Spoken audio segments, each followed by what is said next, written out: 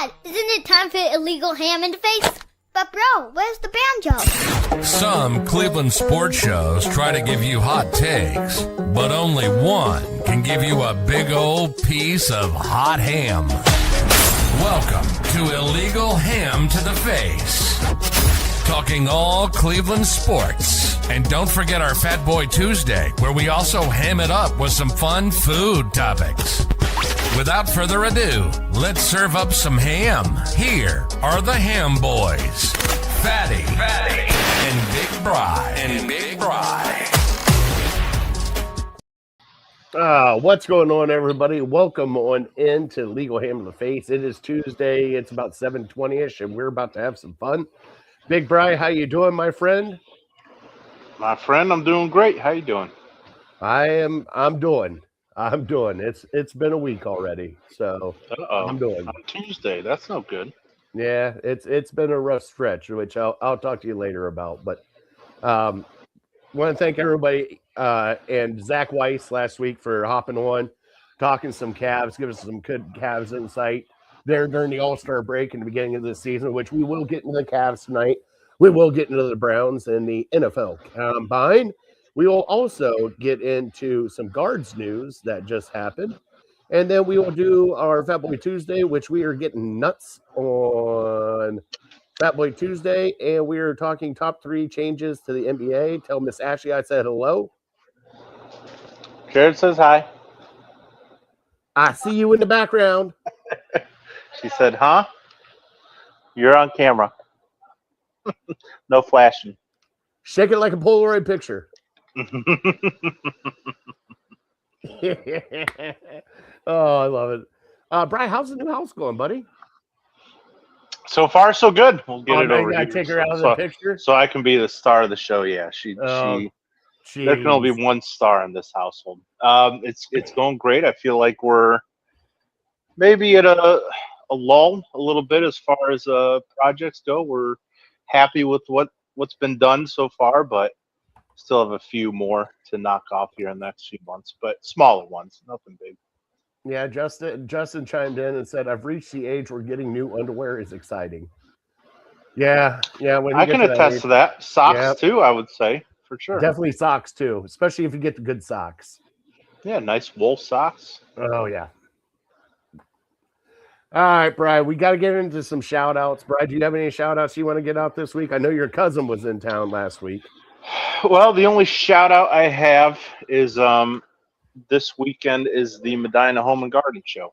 So if you're a person who likes home and garden shows, this one is probably second to only the IX Center one. It's not quite that big, but sometimes that's a good thing. So at the Medina Fairgrounds, not too far from like 71 and 18, maybe 10, 15 minutes. So it happens on Saturday and Sunday from 10 to 5. All right. Is your mom got a booth set up there again? My mom will be directing kind of everyone. Ashley's helping her this year.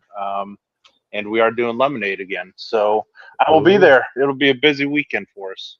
What lemonades will be on display this weekend? Good question. I don't know. Might keep it simple. Just do like regular strawberry, maybe raspberry and peach. Now, if I come to the extravagant Medina Home and Garden Show, will somebody have a little bottle of Tito's stuck in his pocket for my lemonade? You're allowed to bring whatever. Yeah, I don't think they pack it down as far as I know. A little bottle of Tito's back there. We do have, I'm trying to think the liquor we have in the house. I just got another bottle. My brother-in-law gave me a bottle of Crown on Sunday, and we do have a bottle, some sort of vodka in the fridge. I'm not sure exactly. I don't think it's Tito's, but some sort of vodka. Bring it. All right. I'll bring it. If you promise you'll be there, I'll have it for you. I will talk to the wife tonight because we got to have something to do this weekend. I got to get out of the house. So absolutely. Shout outs for me right now. I know she's probably not watching right now because she's doing a whole bunch of phone calls. I got to shout out my sister right now. She's taking one on the chin right now. Also got to shout out my aunt, which her birthday's coming up here in a little bit. Also my nephew, Tyler. His birthday is next week, or actually this weekend, I think. So just want to shout them out. And, if you guys can just send some well wishes to the fat man over here with some family stuff going on, I'd greatly appreciate it. I'm not going to get into it, but we got some family stuff going on right now that is hitting a little hard right now. So I just want to thank everybody that's helping out and everybody that is being part of the process. So let's just put it that way. On that note, we're going to get a little bit. No, Jocelyn's fine. Jocelyn's fine. The family's fine. We just got some hard decisions to make here coming up. With that being said, Bri, it is trivia. Our trivia is brought to you by City Dogs Cleveland. I got a doozy for you. It's a baseball trivia, and it's an oldie. Okay. This one will kind of shock you because it took me a while to kind of figure this one out, but it'll show you how great one person is in Major League Baseball. Okay. Or was. I should say was. Let's go was. Okay. All right. Our trivia is brought to you by City Dogs Cleveland. City Dogs is near and dear in our heart. They do have full kennels again. I believe they will be running their $21 adoption starting next month. We will keep you posted on that. But if you can help out a City Dog, please help them out and adopt a dog. If you cannot adopt a dog from City Dogs Cleveland, volunteer, donate, do whatever you can to help out a City Dog. They will take food. They will take Kongs. They will take peanut butter. They will even take a 30-minute walk if you want to go take a dog for a walk. Anything you can do to help out City Dogs, please help them out. All right, let me go back here. I'm still a little out of sorts here, Brian. It's been a while since I had to play all of them. It's been like 3 weeks since I had to play all the Sounders. Okay. So it's going to be a second. Yep.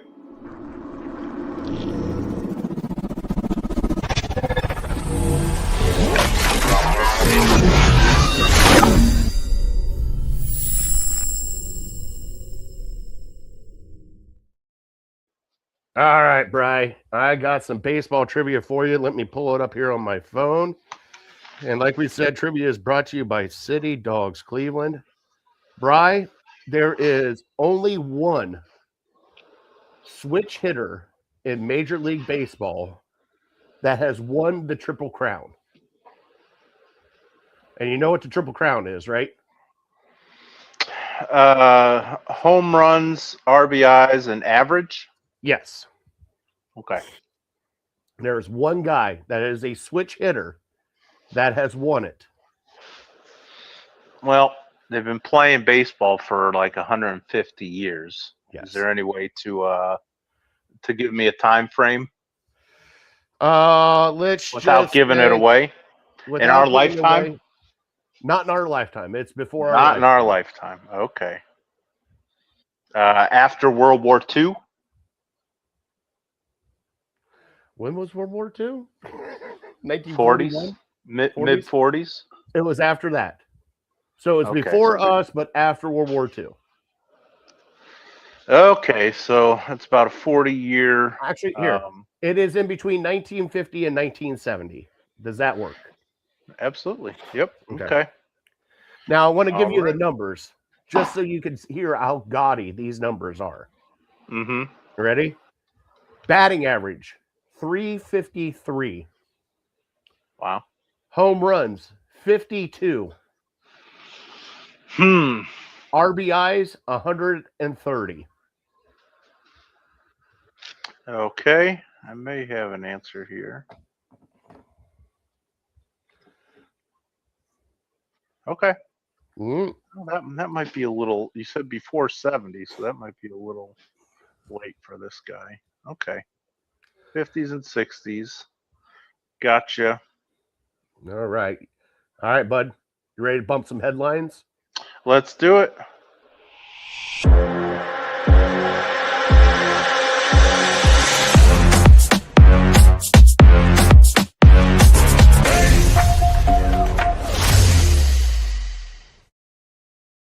All right, Brian, it's time for your Cleveland headlines. And the last that we talked together, my friend, we had let's see, there it is. We had a new defense coordinator get hired for your Cleveland Browns. Brian, what are your thoughts on the new DC coming in? I don't have a ton of thoughts because I don't know a ton about him. It seems like, the one thought that I have, and it's more about the Browns in general than just this defensive coordinator. Like, nobody knows what the Browns, and more specifically Andrew Berry, is going to do. Nobody. Because what do we hear? It's down to Shieldhouse. It's down to Schwartz, and they go with Monken. And then we hear, it's down to these two interior Browns candidates, and it's down to this guy from the Texans, and they go with this guy from the Falcons. What did we hear last year during the draft? The Browns are for sure drafting Travis Hunter, number 2, and they trade down. So nobody knows. So whatever you think you know going into this draft, and I don't know if Andrew Berry's just really good at keeping it a secret, or he's just a wild card and he likes to do things that nobody sees coming. I don't know. But once again, going to this, it's these are the candidates for the defensive coordinator, and then we go with another guy that people didn't see coming. So I don't know. I don't have a ton of information on this guy. I'll give him a chance. He certainly has the keys to a very nice car. And he has the tools to be a great defensive coordinator, or look really smart with these players. It's almost like situation, don't screw it up. But there will be differences, but you hope at the very least we're no worse than we were last year. And hopefully he can take us to another level, because Jim Schwartz wasn't perfect. His defenses consistently, I think back through the Tennessee or the Houston Texans game in the playoffs, where we just got torched by misdirection plays, and that was kind of our Achilles heel with Jim Schwartz as our defensive coordinator. So, if he can clean some of that stuff up, maybe be a little more aggressive with blitzing and whatnot. I'm excited to see what it has to come as the lights go out here. I can't tell you he's going to be great. I can't tell you it's a great hire. I can't tell you he's going to suck, because I just don't know much about him. The couple things that I've heard, I guess I'm excited about, but the proof is in the pudding. Chris said he's an aggressive coach, plays more quarters than cover 3. Cool. All right, well, let's dive into him. Bri, he is our age. He is 44 years old. Around our age. Let's just say around our age. Don't be making me older now. Come on. My back says I'm old enough. He went to Cornell, Bri. Well, there you go. There you go. Gives him the upper hand. All right. He started out with the Redskins. Well, back when they were the Redskins, he started out with the Redskins. Went to UCLA, New Mexico State. Then he spent with the Jags, Niners, Jets, and then the Atlanta Falcons as the defensive pass game coordinator. So he's done a lot of, assistant defensive back coach for the Jags, linebackers coach for the Jets, passing game coordinator for New Mexico State. So he's an up-and-comer, Bri. He's getting his first shot at a defensive coordinator job, and guess what? He's got a pretty damn good defense to start out with. Most people don't get that, so hopefully he can keep it rolling. Bri, other news that has come out, no more Wyatt Teller. Teller is gone. Njoku is gone. Bitonio is still mulling over retirement. Bri, thoughts on Teller and saying goodbye? We put out a nice little tweet on our Network 216 channel saying, hey, thank you for the time here. Greatly appreciated. I'll tell you what, for a Dorsey trade to get him in here, and he was a stalwart for your offensive line for, Pro Bowler too. Nobody even knew this guy, who he was, and ended up being a Pro Bowl guard for you for multiple years. So, Brian, thoughts on Wyatt Teller bouncing out? Yeah, I don't know if I really understand it, to be honest. I don't know why it's just been a foregone conclusion for the last few months that Wyatt Teller was gone. I thought you're going to have a crazy amount of turnover on your offensive line, and he would have provided some continuity. But for whatever reason, whether it was his call, whether it was the Browns' call, I don't understand why the two sides didn't even try to make it work. I don't know if it's a money issue for the Browns not wanting to pay a guard that much. I know some people seem to have thought his play has declined for the last year and a half.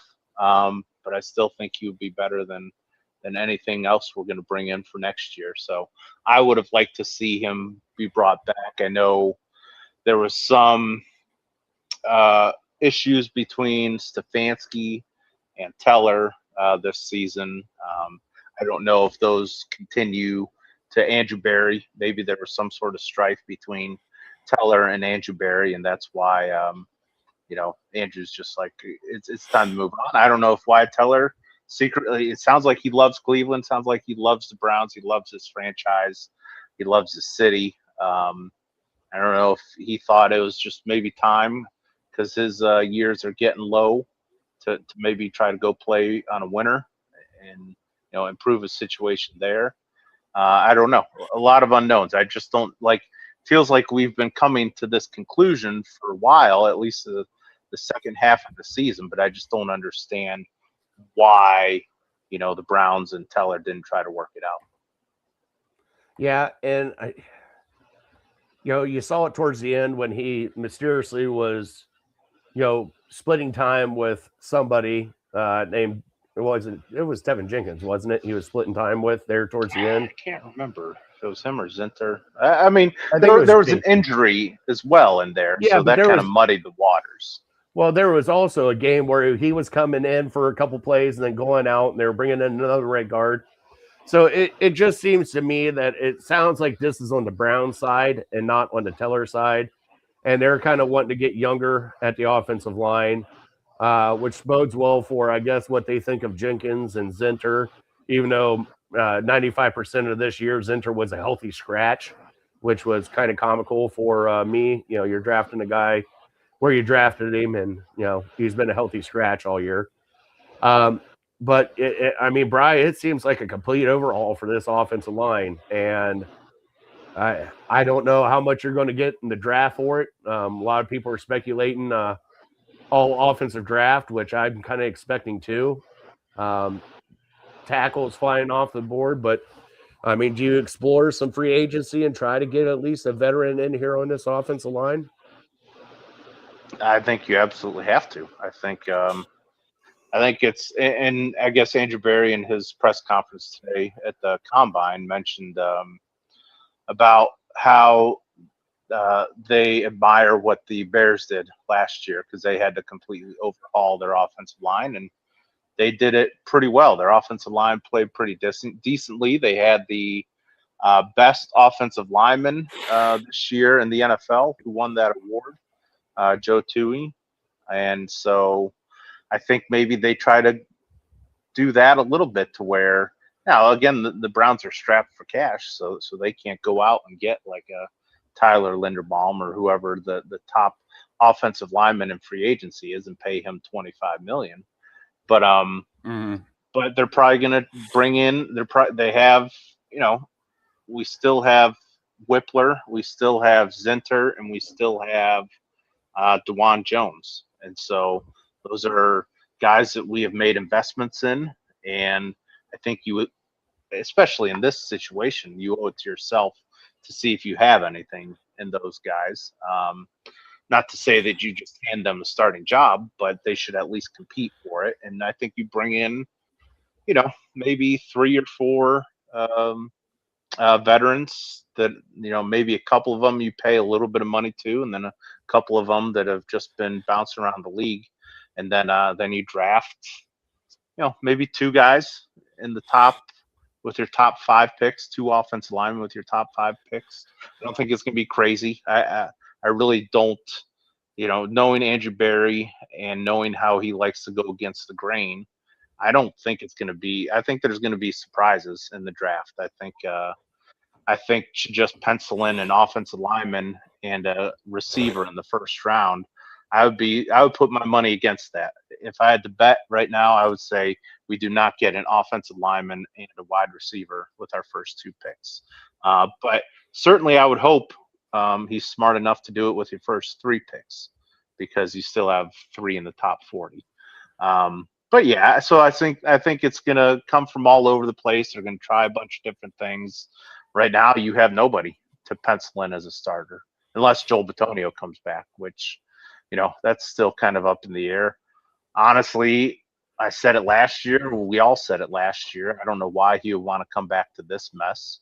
But if you love the game and you love the city and you love the locker room, I'm not going to tell him not to. I just feel bad that he's putting his body on the line.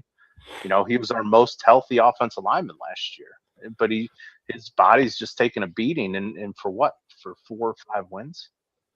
Yeah. I don't know. It's crazy. Well, hopefully they can figure out something with him, and maybe he sticks around for 1 year for a farewell song, or maybe they do right by him like they didn't do Joe Thomas and everything else, and kind of be like, hey, here's what we're going to do. You're still technically, under contract. We'll figure something out. But if you want to go somewhere else and try to get on a winning team, I mean, you can't fault the guy for wanting to explore his options, especially when you're at that, what is he, 12 years in now? Especially at that point in time, that many years in the NFL, and the only thing that you've won is 1 playoff game. You know what I'm saying? So it's like, you feel bad for him, but he's going to go down as a Browns all-timer. And it sucks to say that I think being in Cleveland kind of hurt his Hall of Fame chances, but he's borderline Hall of Fame. So it's going to be sad to see him go if he does, but we still got plenty of time. And I'm looking over like the free agents here for, there's really nobody that comes out. I mean, Cam Robinson's one here. Do you really want Cam Robinson back? He doesn't do anything for me, no. So, and everybody else that's on here is just Jonah Williams is on here, right tackle for Arizona. Josh Jones for right tackle for Seattle. So Elijah Vera Tucker, that piqued your interest there, Bri? I mean, he's a name, former first-round pick. I can't say I know if he's an adequate starter, above average or below average. Yeah, I just don't know. I mean, I guess he's a veteran, so I'm sure he'll be commanding at least $8 million would be my guess. Tevin Jenkins, if you can get him on a deal, I would bring him back. I still believe in his talent. I think he could be one of our best offensive linemen. Well, Brian, it is Combine week. Everybody is there. Let me see. We had one of our close friends actually get to ask Andrew Berry a question. Sleeveless Mike from the Raw Dog Sports Network got to fire off a thick and juicy question about DeJuan Jones and how they're going to attack the offensive line this year. So if you guys want to go check that out, look out for Mike, Sleeveless Mike on Facebook, and I think he put it on his Instagram, or check out Raw Dog Sports. But yeah, he's there. He was able to get Andrew Berry to point at him, and he was able to ask Andrew Berry a question and asked how DeJuan Jones was coming along and how he's going to revamp this offensive line. So it was a pretty good question from him. So go check him out. Brian, what are you looking forward to see for the Combine? This glorified workout, this glorified gym workout that everybody pines over. I mean, are we going to see a 40? Let's make a bet. Are we going to see a 40-yard dash record breaking? No, I mean, I don't know the guys who are running, but I haven't heard of anybody who might threaten it. Okay, are we going to see somebody lose their shorts and possibly a member come out of the pants? That's why you watch, right? All right. Are we going to see any quarterback throw the ball at this Combine? It sounds, as far as I know, everyone not named Mendoza is throwing if you're healthy. So I mean, there is some intrigue there because we know these. If you're a Browns fan, you've been looking to this draft. You know these names. Mm-hmm. You know the Drew Aller. You know the Garrett Nussmeier. You know the Cade Klubnik. You know these names, Ty Simpson, the guys that have, at one point have first round potential. So, you know, just because they had one bad year or one subpar year, that doesn't necessarily mean that they'll never be good again ever. So, yeah, see what kind of prospects they are. All right, so Bright, obviously offensive line and wide receiver must needs in this draft. Is there a sneaky one that you're looking at also in this draft, a position that you're kind of looking at?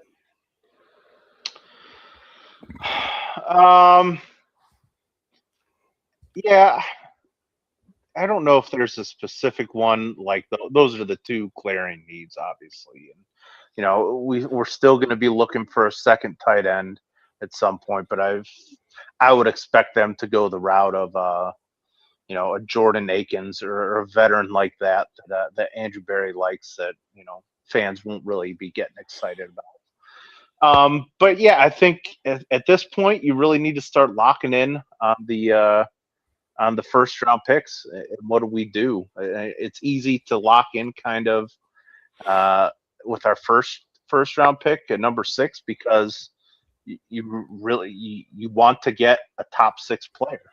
And so you really need to be focused on, you know, 7 or 8 guys. And so, you know, Mendoza is out of there. There's probably a couple other guys that you could probably cross off in pencil. But yeah, as far as I know, it seems like there's 2 offensive tackles in Fano and what was the other guy? Maui Noah Mm-hmm. from Miami. So those 2 guys are kind of like 2 guys jockeying for the top offensive tackle position, and most likely one of them will be gone, if not 2 of them will be gone. So you might just be, if you want to go offensive tackle, you might be stuck with whoever's left for you. But does somebody else separate and come up and get in those guys' level? You know, maybe there's a top 3 instead of a top 2. So you're going to be paying attention to that. Is there some separation there? Does somebody kind of come up and make you think of taking them at 6? And then also the wide receivers. You know, from my understanding, from what I've heard, it sounds like there's a big 3 with Carnell Tate and Lemon and Jordan Tyson. But I think Jordan Tyson's stock is maybe slipping a little bit. So, you know, this is where we can kind of see, okay, does anybody separate? Is Carnell Tate the beyond shadow of doubt number 1 receiver? And so if he is, and he's there at 6, then you just take him, and it's a no-brainer. But is there, you know, like I said before, Andrew Berry's just so unpredictable. You know, even if Carnell Tate is the unquestioned number 1 guy, and we might take Lemon. He might like Lemon's something better, you know, the Wonderlic score or whatever. You might like that better than Carnell. So you just don't know. But it would be nice to have some sort of separation between, you know, these are the top tier offensive tackles and these are the top tier wide receivers. So we need to get one of that group or one of this group. And it could go the other way too, to where Fano, Maui Noah, they just really don't impress at all. And now nobody's worthy of that 6th overall pick. So, you know, then we can talk about trade downs. We got months to talk about that. And if you do, who's available there. But yeah, it's something that if you're a football fan, it's something to get your juices going in February. And, you know, just hear about this discussion, even though at the end of the day, it doesn't really matter because nobody's even playing football. They're just running and lifting and catching passes against air. Yeah, it's just something for us to watch and bide time till MLB season starts and NBA playoffs start. Speaking of MLB, Bri, we got Mike Voorhees in here in the comments. He said that he's wanting to bet us that the Browns trade out of 6. It's possible, and that could be the best thing for him. I know fans don't want to hear that, but from what I know, there's no Joe Thomas in this draft that we can draft. There's no sure thing wide receiver Jamar Chase in this draft. So just trade back, pick up some more picks, and still get a top tier guy at 10 or 12. Yeah. We'll see what happens. We'll be talking more about the Browns and the Combine next week. We'll talk more. We'll get more into the Browns draft next week. Bri, switching over to baseball. Spring training has started, Bri, and the Guardians have acquired a right-handed bat, Bri, and I can't believe it. Do I know his name? Do you think I've ever heard of this guy's name before? I doubt it. Because he played. I think he played for Milwaukee last year. Yes. Okay. He played for Milwaukee last year. Milwaukee's pretty good. He is 32 years old. He is 6'3", carries a big bat. His name is Royce Hoskins. Royce Hoskins? Yes. Okay. Do you have his numbers pulled up here? Stats last year. Even though he was injured. Even though he was injured last year, he played. I don't even know. He didn't even have 300 at bats, but he hit 237. Had I think 12 home runs. 12 home runs and 43 RBIs or something like that. So 237, 12 home runs. Yeah, but he only played. Sounds like a Guardian. So what did we give up here? I'm guessing we didn't get any bag of balls. Anything. We just signed him. Yeah, we just signed him. He was a free agent. So we got to sign him. I know, right? That's something to celebrate. He has been injury prone the last couple years. So sounds like a Cleveland Guardian already. I feel like this is major league. And it's like Willie Mays Hayes is like, that guy's not on the list. That guy's not on the list. Who's this guy? But as Mike says, he has the ability to hit anywhere between 25 and 30 home runs if he's healthy. So it gives us a little bit more pop back there. So all we got to do is keep him healthy, Bri. That should be easy to do, right? Here in Cleveland. Well, the sad thing about baseball, and maybe it's just a Guardians thing, I feel like 237 is about average. Like you hear a guy hitting 237, you're like, okay, that's not the worst on the team. He's not terrible. Like, how many home runs does he have? Like, I just, my reference still is the 90s, the steroid era, where if you hit under 270, you were a chump. Yeah. Now we're like 237. It's not terrible. It's not bad. It's just crazy. And Mike said we got him super cheap, so that's always a bonus. Oh, I bet. Well, it's the Dolan, so yeah. Mike said nobody pays. You get everything super cheap. He said nobody pays attention to batting average anymore. It's WRC launch angles, WAR, exit velocity, all the things I'm not in tune with in baseball. Yes, Mike would be far better to break that stuff down than I would. The little tiny hairs that come off the laces when you hit it just right, the speed of those things. Yeah, that's why I brought up the trivia I did. Mike, stick around because I want you to see if you can answer the trivia that I got for later on tonight. All right, but spring training is going in. Guards are playing down there in Arizona. That means one thing, Bri. Spring's getting closer, bud. We got teased with it last week. Got a couple 60s last week. Came back to normal today, but one team that is getting hot, Cleveland Cavaliers, Bri. Hot. They lost last Sunday to the Oklahoma City Thunder in a day game, but that was 3 games in 91 hours. So what a time that is. But they're playing right now against the New York Knicks. They got another game coming up with the Detroit Pistons this week. So it is going to be a busy week for the Cavaliers. Bri, what have your thoughts on the Cavaliers so far after this All-Star break and the stretch that they're on? And Bri, I asked Zach Weiss, is this Eastern Conference Finals or bust? Well, I think the East is getting tougher. With the talks of Tatum coming back. I think if they can get 80% of Tatum, they pole vault past you.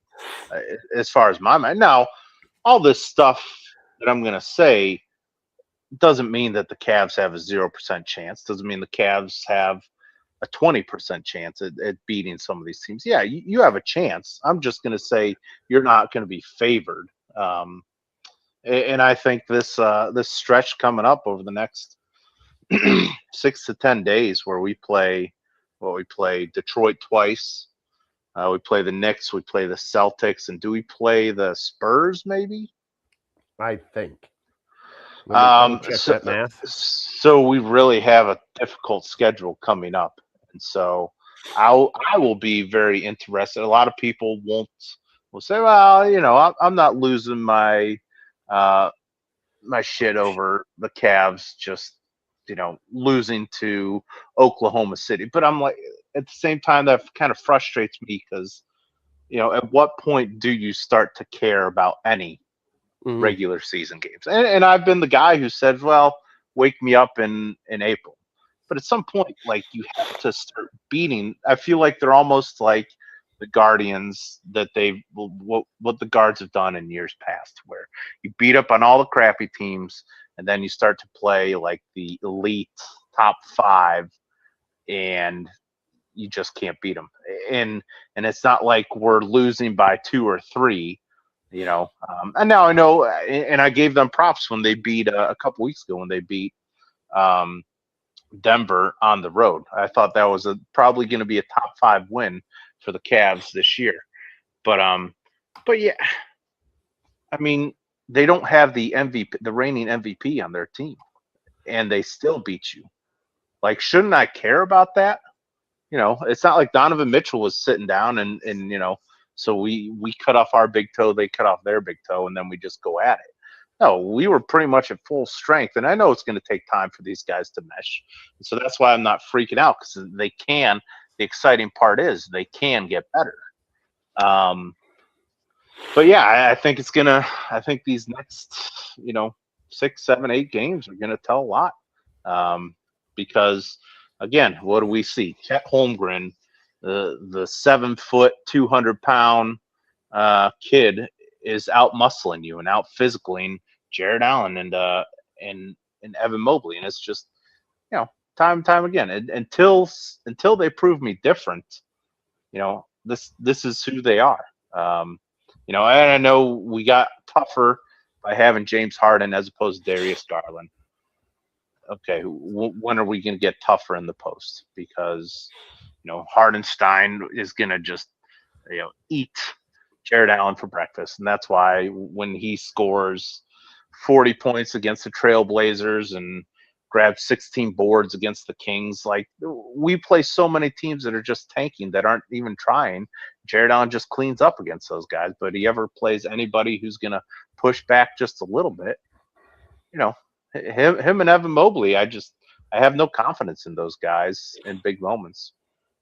No, and I understand that, Brian, especially when Mitchell Robinson got brought back tonight just for this game for the Knicks. So, and how do you think that's going to happen? Yeah, how do you think that's going to work out? Does Jared Allen have a chance in hell? No, I wouldn't say he doesn't. so. No. So you're talking about the stretch. So tonight they're playing the Knicks. Right now they're up 23-19, and they're wearing the orange cream sickles tonight.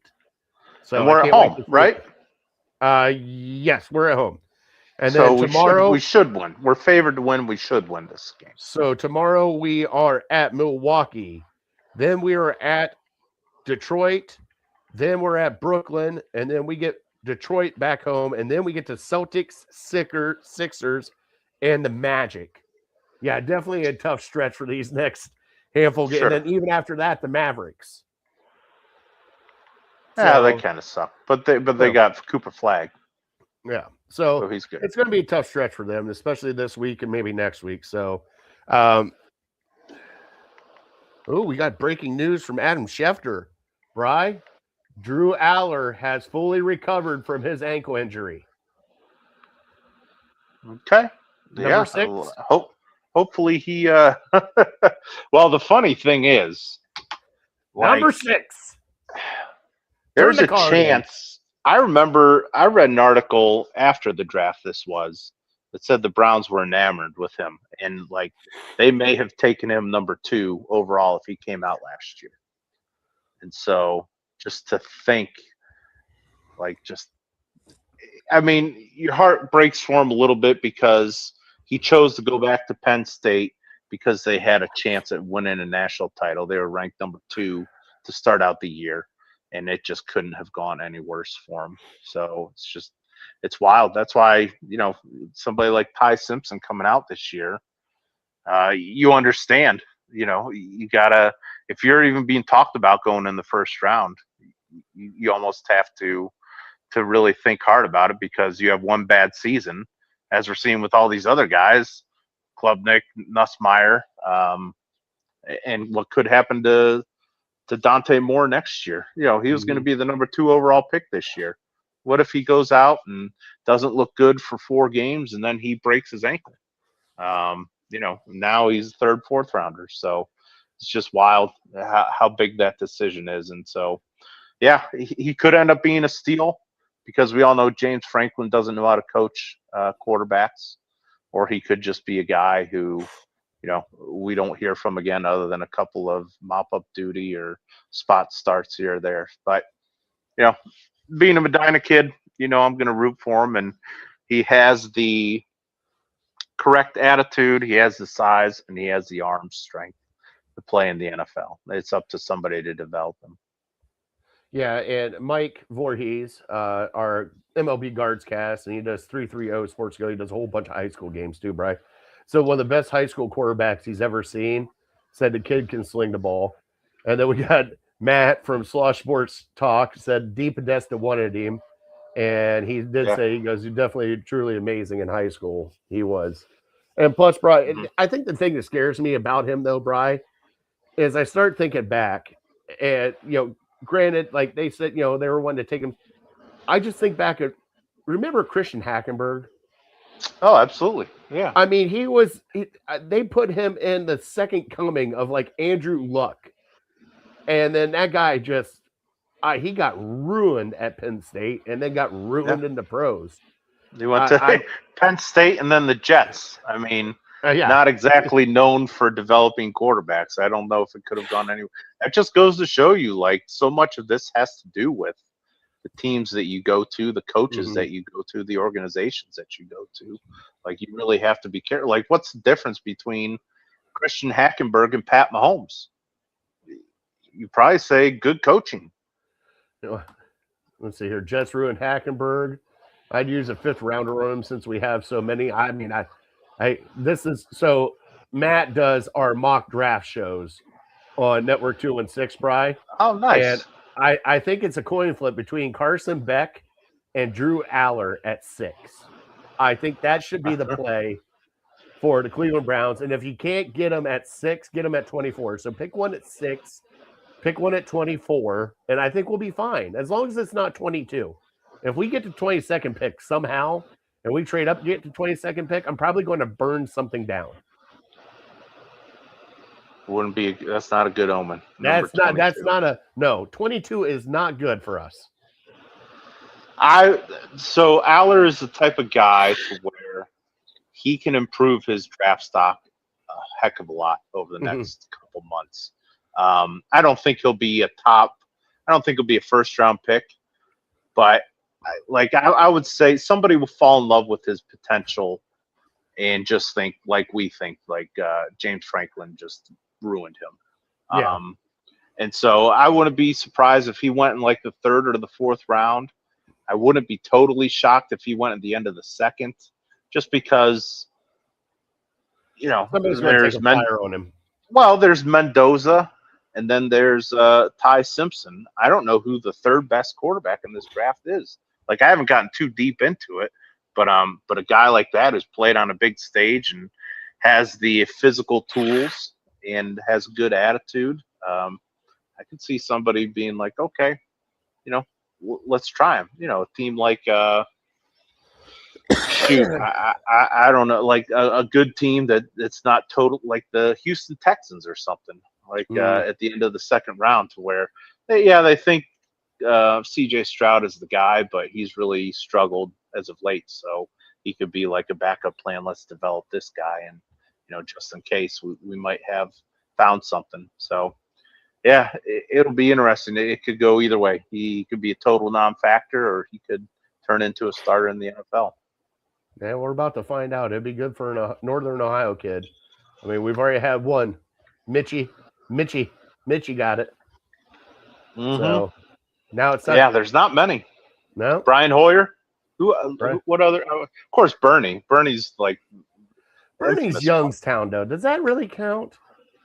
Yeah, I mean, certainly when he did what he did to come to the Browns, he ingratiated himself to this region. So I would probably consider him, Northeast Ohio. But there's not what else? How many other guys? I'm trying to think who's other than Bernie. Give me a great quarterback to come out of this region. Right, there's got to be some. We might have to put it out to the internet here. Put it out to the masses. Come out with them. Yeah, Troy Smith. Great college quarterback, but didn't do a ton in the NFL. No, I can't think of any. All right, so we're going to put the crack team in the comments. Everybody in the comments, chime in. The best one. Why doesn't Boardman count, Fatty? Well, if you see, I go off of when it pops up on the news for the weather alerts. I believe they include Youngstown in Northeast Ohio. Okay, that's what I go off. I mean, I'm just curious because it's isn't it halfway between us and Pittsburgh? Oh, it's right on the Pennsylvania border. Yeah, so it's but it's in Ohio. But there's a lot of Steelers fans over there. Oh, God, Bernie wasn't one. Oh, and Greco, John Greco's from Boardman too. Oh, okay, all right. Well, Toledo zone. Teach me wrong. I don't know where Northeast Ohio ends and where it begins. I mean, is Columbus part of Northeast Ohio now, or the Buckeyes part of Northeast Ohio? They're not. Okay, it might go down to Mansfield. Does it go down to Marion? No, that's pretty far west. I think Mansfield, and then up to Sandusky. Okay. I think is and then obviously over to the state line. So pretty much Put-in Bay all the way over to Ashtabula to the state line. Yep. Cleveland down to Mansfield, I would say.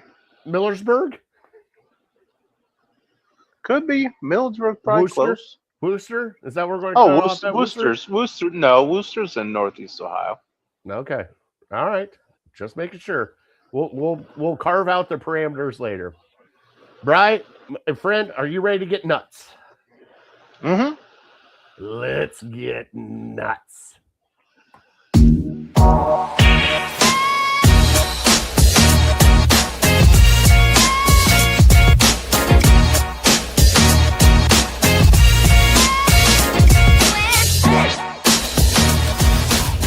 And now, it's time for Fat Boy Tuesday.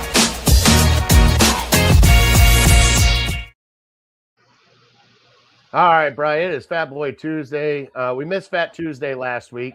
Punchkis were all around. What did you give up for Lent this year, Bri? I've given up fast food, any food from a gas station convenience store. I've given up deep fried food, and I've given up sweets for the first time. So see how it goes. One weekend, it's gone pretty good. You don't have the jitters yet? You're not getting the shakes? No, I've been pretty good. Now there's always some when you say giving up sweets, there's some discrepancy. Okay, so you're finding loopholes. You're finding loopholes. I'm not finding loopholes, but I had a little muffin that was kind of almost a strudel. My wife had a party of maybe 15 or 20 people over on Saturday afternoon, so they had little finger foods and stuff, and so there's a little muffin was kind of like a strudel. I had that. I didn't really think about it, but then I was like, later, could that have been a sweet? I think maybe sweets is too broad. Maybe I should say like desserts. Like desserts for sure. No cookies, pies, cakes, ice cream. I would include donuts in that. Wow. Any like Little Debbie stuff. Bri, I mean, I got an oatmeal cream pie waiting for me downstairs. No, not me. All right. Well, I hope you do good on it, bud. Yep. So far, so good. Task. That's a tall task. I remember no alcohol. Shut up! You're doing this again? Yeah, my post NFL sobriety for a month. Dry, whatever you want to call it, until probably about NFL draft. No, it'll be March Madness, so it'll probably be around St. Patty's Day. Okay. God, I love you. Reset the system. You are a unicorn, Bri. I am telling you right now, you are a unicorn. Once in a while, I have to prove to myself that I'm not an alcoholic. Yeah. I can survive without alcohol. Like I'm not dependent on it, so I got to prove it to myself once a year, once every 2 years. All right, so you're giving up sweets. You know, I still think back to the days when you like gave up pizza, but you still did breadsticks, which you found a loophole in that. That was a good one. That was good. I wasn't that bold this year. I didn't give up pizza. I didn't give up burgers, but no fast food. So that'll be a little. Well, that means you're giving up burgers. I can, if we usually go out to dinner once a week. So if we go out to dinner once a week, going out to dinner, I can get a burger. Well, it's not fast food. Okay. I didn't say I'm giving up all restaurants. But yeah, no French fries, no potato chips or anything. So I got to get creative with my sides. Chris said, I was wondering why you were tipping back that bottle, the water bottle that is. There's vodka in there. Don't let it fool you. Pretty sad. That was all vodka. I'd be tanked. All right, Brian. So the reason why I kind of picked nuts tonight, Brian, is they have come out with so many different flavors of everything. And I kind of wanted your take on it because, they have these pistachios. They have like the, oh my God, the almonds with the jalapeno, the blue diamond almonds. Oh, yeah.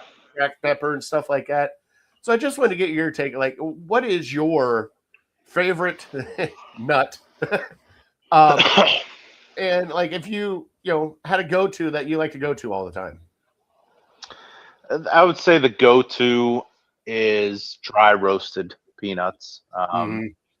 I don't think there's anything better than that. But the older I get more into almonds. You mentioned the Blue Diamond. Yeah, those are fantastic. We get them. We always seem to have a bag of those in the house, even though they're huge and they're expensive. The last couple kinds we've had, I've had the wasabi. The wasabi's not bad. Yeah, I love wasabi. So you've had those too. That's very good. We've recently got, I think Sam's Club had like a white cheddar that was pretty good. I just finished those off maybe last week, and then we also have a bag now. I think my wife got me a bag for like Christmas of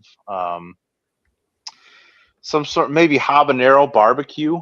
I don't know if you've seen that. I think it's something similar to that, where a little sweet, little hot, but not crazy hot or anything like that. Like, doesn't give me the hiccups or anything. So those are awesome. I've also had Planters makes like I don't know what they call it. It's like a sweet and spicy nut, to where it's like almost like a honey roasted, but not that sweet, but also packs a little heat with it. So those are really good. And then the pistachios, the different flavored pistachios are always a hit. But again, you get a tiny little bag for like $10. All right. So I'm looking up the Blue Diamond almonds because the only reason why I like those, they're quick and handy. You can find them at any gas station. So they have the Smokehouse, roasted and salted. Yeah. Let's see here. Lightly salted habanero barbecue, which you were talking about. That's what I got. Let's see here. The wasabi and soy sauce. They got roasted coconut. I don't know about that. Ooh, sriracha. That'd be a good one. And then salt and vinegar. That'd be a good one too. I think I mean, I love the new flavor. I love the smokehouse. The smokehouse ones I really do enjoy.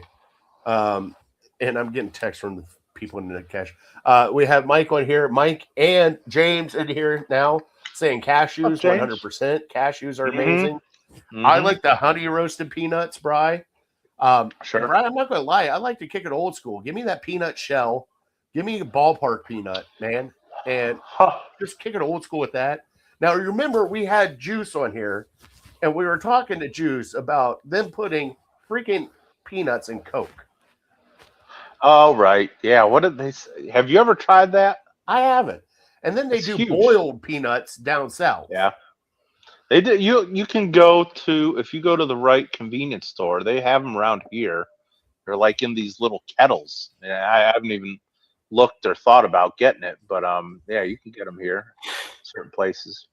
Now, growing up for me, it was always black walnuts. Walnuts were huge for us. God, my dad and pecans. Forgot about pecans. The one I like, like we talked about it, but we always talk about like the trail mix with like the mixed nuts, where you get a little bit of everything, and I love like the Brazil nuts. Those are amazing too. Oh yeah, like the size of your thumb. Oh heck yeah! Oh yeah, they're great. What's the what's the nickname for them? What do they call those? I am not about to say that on here. That's probably smart. Sorry, I was trying to catch you because I'm the sober one here. I didn't know. Yeah, you're trying to get us canceled is what you're trying to do here, buddy. You'll get canceled. Yeah, it'd be great. Just ask a question, huh? Yeah. I would have stopped you before you got there. Are you sure? Because I don't think you would have right now. Mike said these nuts. Nice. I think there is a new flavor of peanut too that is out. But honey roasted is always my go-to. Let's see here. Ooh, here we go. All right. So we got stop it. I want to read it. So they got, here we go. Found a Whitley's Peanut Factory. I don't know where this is at, but we are going to start going here, Bri. Hot jalapeno ranch, salt and ground pepper, Krabby cheesecake bay seasoning, smoky habanero chili lime, honey roasted, hot honey, sweet and savory barbecue, and salt and vinegar. These are all the peanut flavors they have. Okay. That's not bad, dude. Yeah, sounds delicious. Yeah, you're making me hungry over here. Well, I'm hungry. Yeah, they have them at the stores. At grocery stores, they have like these little canisters. I forget who makes them, but yeah, they have like ranch or dill pickle ones or salt and vinegar ones. I've had them before. They're pretty good. Well, here's Planters. Planters has got a chili lime, smoked, hot chipotle. That sounds good. And salted caramel. Huh. Couldn't be bad. And Chris is trying. Brazil nuts are not actually a nut. I don't give a shit. They taste good. Yeah, what are they then? I don't know what they are. Lagoon. All right, so now we're on nuts. We're going to switch over real quick, Bri. Peanut M&Ms. Are they the number one? Absolutely. M&Ms? Yep, agreed. Okay. As much as I love the peanut butter, I'd still go peanut. Yep. Now, are you all right? Now we're going to get in peanut butter. Your top peanut butter, because we are a Jif household. Oh yeah, I'm contractually obligated. I gotta say Jif. You gotta say Jif. Now, do you like the crunchy peanut butter? 100%. That's where my wife and I get in our biggest arguments. She likes creamy. I like crunchy. So it doesn't usually end well for me. We usually get creamy, and once in a while, if we have peanuts, I'll put like the peanuts on top of my peanut butter and jelly sandwich. No, you are not a grape jelly guy, right? Strawberry. I'll do grape. Strawberry is preferred. All right. I'm looking at all the hot and spicy peanuts now. I'm getting all excited. Oh, yeah. Those are the ones I said I had. Yeah. Cavs, just saw Cavs score. We're up, I think 12 maybe. Oh my God, Cavs first quarter on. Let's take a look. See. Let's take Dean a look. Wade, See. 9 points. All right, 38-28. Nice. Okay, so up 10 now. Nice. Who's leading the Cavs? Dean Wade, 9 points. Mitchell, 9 points. Harden, 7. Mobley, 5. Allen, 6. Tyson, 2. And that's what we got. Dean Wade, 3 of 4 from 3-point line. It's about time he did something. That's what's good. Yeah, I mean, we'll talk as we get closer to the postseason. They're gonna have a tough time whittling down this rotation. I was just thinking about it the other day. We have a lot of guards, a lot of guys, especially if Strus comes back. A lot of guys 6'6" and smaller that who gets the playing time there, and then I know that's what we were talking about. Allen and Mobley, and then who else is Dean Wade?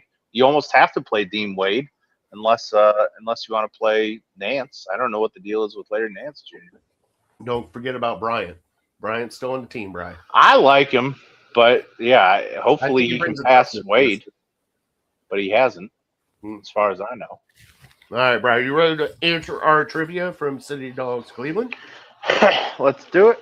With Mike Voorhees still here, the only switch hitter to win the Triple Crown is? Well, my initial thought was Hank Aaron, but I think he was too late for that. I think he was in the 70s. So my next question is it a Yankee? It is a New York Yankee. I know. So I had 2 names written down. The 2 names I had was you had to hold me down for one, I would say DiMaggio, but the other one I thought of was Mickey Mantle. It is Mickey Mantle, 1956. He is the only switch hitter. Think about that, Brian. 1956, 52 home runs, 130 RBIs, and 350 batting average. I think I know what it is. There was no little spider tack on the baseball back then. They couldn't doctor the ball. Okay. I think that's what it is. Plus, I'm pretty sure all those guys didn't know how to throw a curveball back then. So it was just straight pitches. Oh, yeah. So, I would have raked up back then. I think so. Hey, look at Babe Ruth. What was so special about that guy? He was fat, and he could hit the ball far. He didn't even run all those bases, right? He had a kid finish out the home run. He just walked to first and then let the kid finish for him. Diet consisted of beer and hot dogs, and he was the best athlete we ever seen. Which is amazing, right? Mm-hmm. Absolutely amazing. No TB12 back then. Oh, man. All right. Let's get our top 3 and we'll close out the show, Bri.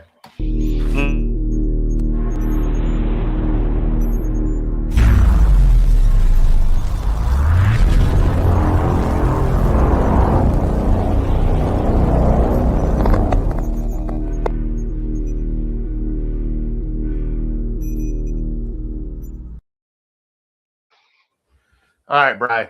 Top 3 tonight. And I watched the new All-Star format, which I kind of liked. I'm not going to lie. It was 12-minute games, whatever. You had a whole bunch of people. You had the world versus the old versus the young or whatever the hell it was. But, Brian, I wanted your input on top 3 changes you would make to the NBA right now. And whether it be, personnel-wise, how they handle stuff that way, whether it be calls on the court, whether it be front office stuff, like tanking or anything like that. Give me your 3 results, or top 3 of what you think would change the NBA. Do you want me to go first?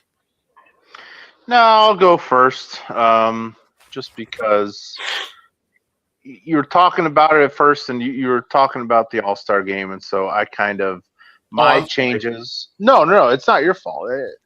My mind went to the All-Star game or the All-Star weekend. How can we, make the All-Star weekend better? And so I think outside of that, the number one issue with the NBA is tanking. the season's too long. But they're not going to make the season shorter because it cuts into revenue, so they're never going to do that. You need to make the season shorter, and then tanking is an issue. I've yet to hear somebody give me a good way to fix tanking, and to be honest, I don't have a good idea myself. But once you do find a good way to fix tanking, I think you should absolutely follow that. But I don't think there's a great way to do it. But getting back to my top 3 ways to fix All-Star Weekend. Number 3, All-Star Celebrity Game. Get actual celebrities. There's got to be a way to incentivize people that I've actually heard of. I think I watched a little bit this year, and it's a bunch of streamers that maybe it's just me being super old. I've never heard of these kids that play video games or Instagram models or whatever. I don't know who they are, what they do. They kind of sucked. So get actual celebrities. I think back to our childhood, the Rock and Jock. How awesome was that? If you can recreate that somehow, I would actually watch it. Number 2, I think they did have success with this year's All-Star setup, into where the guys actually cared and they played, and it was a better product. But there were how many games? 4 or 5 different games. Mm-hmm. Give me one game. Give me one game. Find a way to make them care about one game. I like the idea of the U.S. versus the world, but let them care about one game. I don't want to have to go through a round robin like I'm at a basketball tournament when I was in 7th grade or something like that and watch it all day. So give me one game so I can watch it for 2 hours, be done with it. And then number 1, you got to fix the dunk contest. And the only way I can think of doing that is because I watched like a recap this year. I didn't waste my time watching the whole thing, but it was like a 5 or 10 minute recap of you got to just make it like an open competition. Open it up to I want to see the best dunkers in the world for that day. I don't care if they don't play in the NBA. Yeah, just making an open competition. If NBA guys are good enough to be in it, then great. But like, there's guys out there on YouTube and whatnot that are doing unbelievable dunks, and I know they get 50 chances to do it, but they're just so much more creative. I'm watching these guys get scores of 48s and 49s, and I'm just like not impressed a little bit, even though certainly they can do many, many more great athletic achievements than I can or ever even dream of. But I've just seen it before. There's nothing exciting about it. So give me the best in the world. No, and Bri, we're going to get into this. Now, I switched mine to the All-Star now because you did all. You can do mixing, or you can give me quickly your other lists. And so quickly, the other one is tanking. Okay. Sure. Also, bring back hand checking on defense. Okay. If the offense can drop elbows and do all this other stuff and kind of dive into you and all this stuff, bring back hand checking. Hand checking. That's a good one. And then also, my other one was, if you're going to flop, that's no more flopping. No more. I like that. None of that stuff. If you're going to flop, that's technical foul, and it can be reviewed. Sure. And so I agree with you on the slam dunk. Slam dunk would be my number 1. You have to change the slam dunk contest. Have to, Brian. It was god awful. How great was the 3-point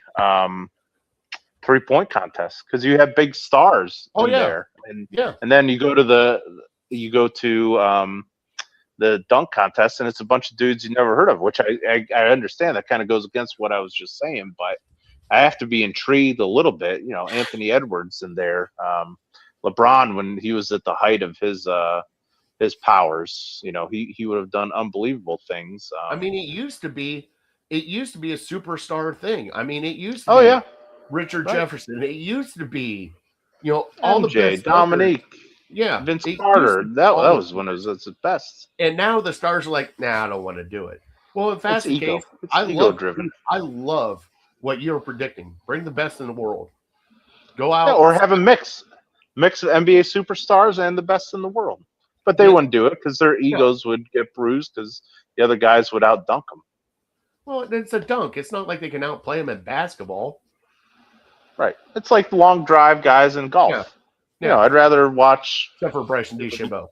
Well, yeah, and even Rory can smack it. But I'd rather watch long drive guys hit drives than I would Tommy Fleetwood. So it's a spectacle. Let me see the best in the world do it. And the other thing, 3-point contest, I love it. 3-point contest will always stick around. I think that's one of the best things, especially now that's what the NBA is. The other thing, Bri, if you're going to do a celebrity, like you said, bring celebrities, kick it old school. You remember the Rock and Jock where they had like a 50-point? I brought it up. Yeah. Yeah. I like that. Way up high. Yeah. Ball basket. Or the 8-point shot or something. Yeah.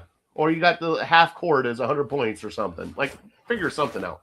But my big thing about the All-Star game, Brian, is like nobody really plays because it's an All-Star game, and I get it. But you're trying to showcase your best. So if you're going to showcase your best, Brian, here is my plan to showcase your best. All right? You know how we always have the first team NBA, the second team NBA, all this stuff? Let's kick it old school a little bit. Let's get the old Bucks. You know, you got Dame Lillard, LeBron. Is Luka in the old Buck range now, or is he out of that old Buck range? No, he's still young enough. Okay, so get some of the old Bucks, that have been here around, that used to be or still are the face of the NBA, and get the up-and-comers to go after each other. Ant-Man. That's what they did this year.